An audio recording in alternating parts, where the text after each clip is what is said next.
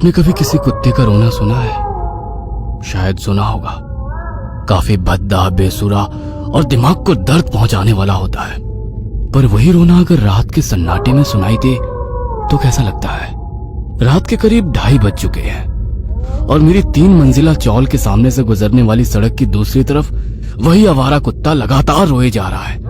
जैसे आज सुबह मैंने बड़ा सा पत्थर इसलिए दे मारा था क्योंकि उसी वक्त सामने से अपनी एक्टिवा से जा रही मेरी सेटिंग के ऊपर उसे भौंककर इतनी बुरी तरह से डरा दिया कि उसने अपनी एक्टिवा दीवार पे दे मारी, पर खुद के पैर की हड्डी तोड़वा ली।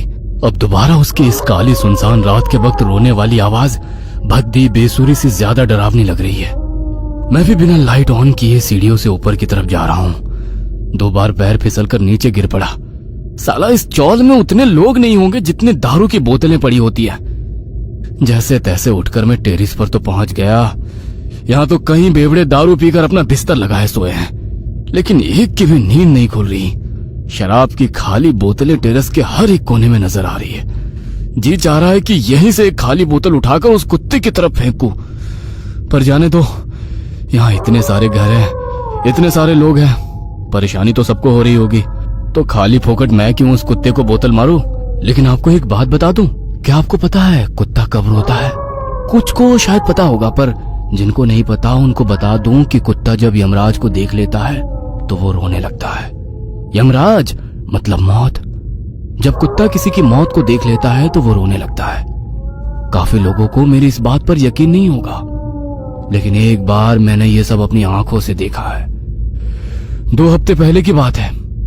दिन भर काम की वजह से काफी थक गया था। सामने वाली चौल में रहने वाली मेरी सेटिंग मानसी को मोबाइल के डिस्प्ले लाइट से गुड नाइट बोलकर सोने को चला गया। सो तो गया, पर उस रात भी करीब 2:30 या 3 बज रहे होंगे। नींद खुली तो इसी कुत्ते की आवाज से। वो लगातार रोए जा रहा था। उसकी आवाज रात के काले सन्नाटे में काफी डरावनी लग रही थी। खिड़की से झांक कर देखा तो सड़क के बीचों बीच खड़ा होकर वो अपना मुंह आसमान की तरफ करके रो रहा था। मैंने पूरी चौल में नजर घुमाई, पर एक भी कमरे की लाइट नहीं जली थी। सबके सब घोड़े बेचकर सो रहे थे। लगा अपने कमरे की लाइट लगाकर नीचे जाऊं और उस कुत्ते को वहां से भगाऊं, पर तभी मैंने देखा पड़ोस वाले चाचा बरामदे से चलकर नीचे जा रहे हैं। मेरी तरह वे भी परेशान हो रहे थे।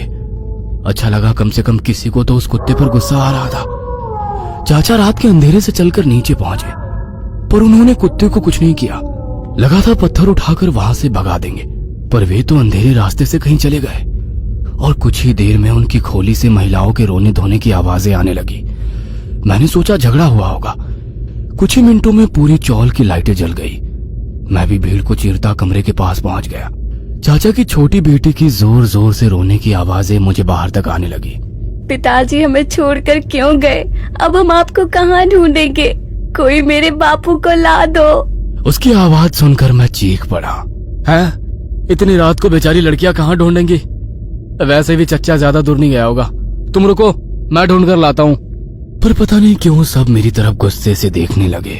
मेरी बात सुनकर पास वाला लड़का दबी आवाज में बोला, अबे चच्चा कहीं घूमने नहीं गया है, बल्कि चच्चा तो निपट गया। उसकी बात सुनकर मैंने हैरान होकर भीड़ में से घर के भीतर झांक कर देखा तो चाचा जमीन पर लेटा पड़ा था। अब ये यहाँ पड़ा है तो बाहर कौन गया था? और उस रात मुझे पहली बार पता चला कि रात के अंधेरे से मैंने जिसे जाते देखा था वो मरे हुए आदमी की रूह थी। उसी वक्त मेरी निगाहें दूर सड़क पर रो रहे उस कुत्ते पर जम गई और उस रात के बाद आज दोबारा उस कुत्ते का रोना कानों पर पड़कर दोबारा उसी घटना को याद दिला रहा है। आज फिर से किसी को यमराज लेने आया है या लेकर चले भी गए हैं।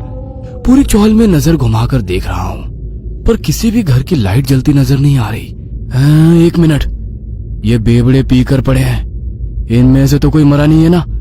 लगता तो नहीं। साले जहरीले शराब पीकर मर तो नहीं गए? रुको, किसी के चीखने की आवाज आ रही है। साले कुत्ते, तुम्हारी वजह से आज और एक निपट गया। तुझे तो बाद में देख लूंगा, पहले किसकी फाइल निपटी है ये देखता हूँ। अब तक टेरेस पर पड़े 4-5 बेवड़े उठकर नीचे की ओर ग्रे पर कुछ वैसे ही पड़े थे, लाश की तरह। छोड़ो यार, नीचे क्या हुआ देखता हूँ। टेरेस की सीढ़ियों पर ही था कि सीढ़ियों के शुरू में लोगों की जमी भीड़ दिखी। कोई नीचे झुककर नब्ज टटोल रहा था। कौन और कैसे मरा ये देखने के लिए जरा भीड़ को सरका कर देखा और हैरान रह गया। नीचे कांच की टूटी बोतलें थी और तभी किसी की बात सुनाई दी। साला बेवड़ा, दारू पीने टेरेस पर जाते वक्त फिसल कर कांच गले में घुसने से जख्मी हो गया है।